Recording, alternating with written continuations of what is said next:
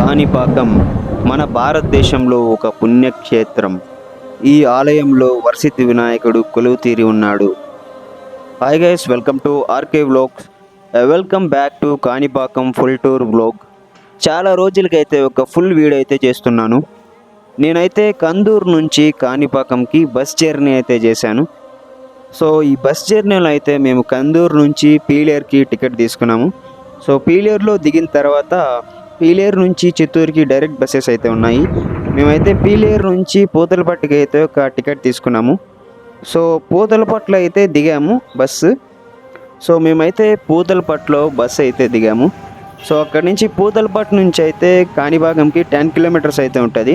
అక్కడి నుంచి మేము ఆటోలో అయితే వెళ్ళాము. సో మేము 10 కిలోమీటర్స్ అయితే కాణిపాకంకి ఆటో జర్నీ కూడా చేసాము.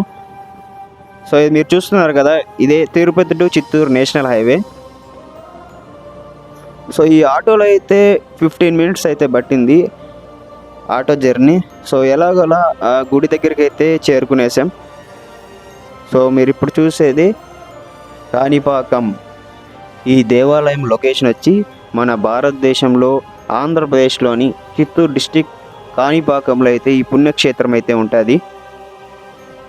Once again welcome back to RK vlogs. This is Yashwanth. So మీరు ఇప్పుడు ఇక్కడ చూస్తున్నది కాణిపాకం బస్ స్టాండ్. ఇక్కడ నుంచి కూడా టెంపుల్లోకి ఎంట్రన్స్ ఉంది. ఈ ఆలయంలోకి అయితే 2 మెయిన్ గేట్స్ అయితే ఉన్నాయి. ఒకటి వచ్చి బస్ స్టాండ్ నియర్గా అయితే ఉంది, తర్వాత స్ట్రైట్గా ఉంది టెంపుల్కి స్ట్రైట్గా.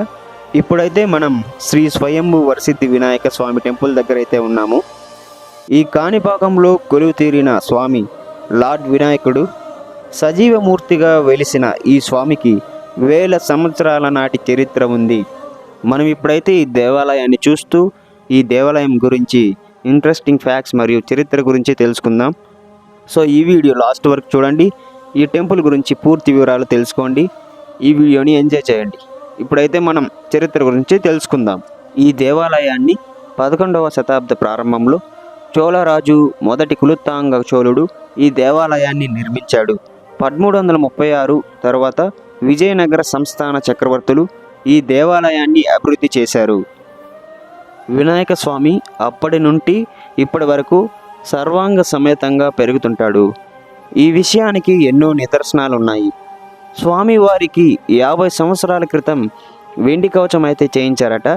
ఆ వెండి కవచం ఇప్పుడు సరిపోవటం లేదని చెబుతారు.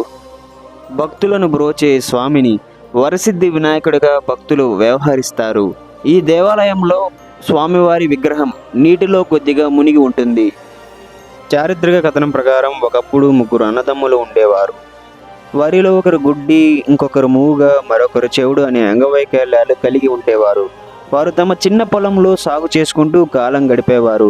వారి పొలానికి నీరు పెట్టడానికి నూతి నుండి ఈతంతో నీరు తోడుతుండగా ఒకరోజు నూతిలో నీరు పూర్తిగా అయిపోయింది. దానితో ముగ్గురిలో ఒకరు నూతిలోకి దిగి లోతుగా త్రోవటం మొదలుపెట్టాడు. కాసేపటి తర్వాత గడ్డపారకు రాయి లాంటి పదార్థం తగలడంతో ఆపి క్రింద జాగ్రత్తగా చూశాడు. గడ్డపార ఒక నల్లని రాయికి తగిలి ఆ రాతి నుండి రక్తం కారటం చూశాడు. కొద్ది క్షణాల్లో బావిలో నీరంతా కూడా రక్తం రంగులో మారిపోయింది. మహిమతో ముగ్గురి అవిటితనం పూర్తిగా పోయి వారి పరిపూర్ణత ఆరోగ్యవంతులుగా మారారనేది స్థానిక కథనం. ఇలా బావి నుంచి వినాయకుడు స్వయంభుగా ఆవిర్భవించాడు. ఈ ఆలయం ఉన్న ప్రాంతాన్ని కాణిపాకం అని తమిళ పదంతో పిలిచేవారు. రాను రాను కాణిపాకంగా పిలవసాగారు. సో గైస్, మాకైతే దర్శనం అయితే పూర్తయింది. మేమైతే ఆ స్వామివారిని చాలా దగ్గర నుంచి అయితే దర్శించుకున్నాము. సో ఇక్కడైతే ఇంట్రెస్టింగ్ ఫ్యాక్ట్ ఏమంటే, ఈ ఆలయంలో స్వామివారు ఆవిర్భవించారు కదా బావిలో నుంచి, ఆ బావిలో నుంచి అయితే ఎనీ టైం వాటర్ అయితే వస్తూనే ఉంటాయన్నమాట. సో మై లవ్లీ సబ్స్క్రైబర్స్, ఈ ఆలయాన్ని మీరు కూడా సందర్శించండి, స్వామివారిని దర్శించుకోండి, ఇక్కడున్న ప్రదేశాలని వీక్షించండి. So thanks for watching this video. If you like this video, please subscribe and share and follow on Instagram. Thank you. Bye.